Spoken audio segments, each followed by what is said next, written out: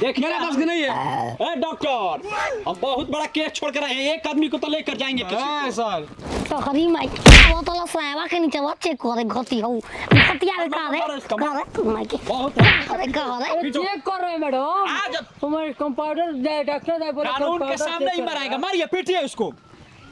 क्या अरे माई के चलो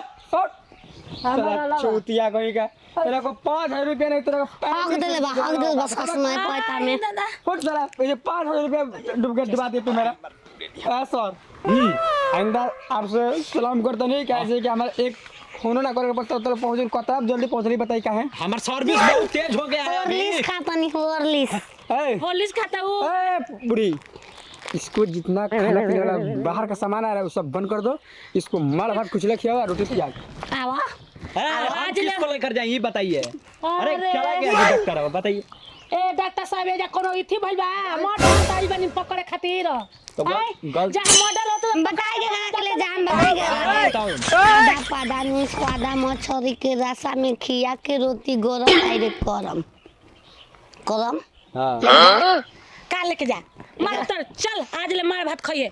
तर तबियत नहीं खराब होई आओ घर भाई ये सब क्यों निकल हम ही बन ठीक है आज फिर हम देख लेंगे अब सर इतना तेज सर्विस समाज पर कभी नहीं थी गरीब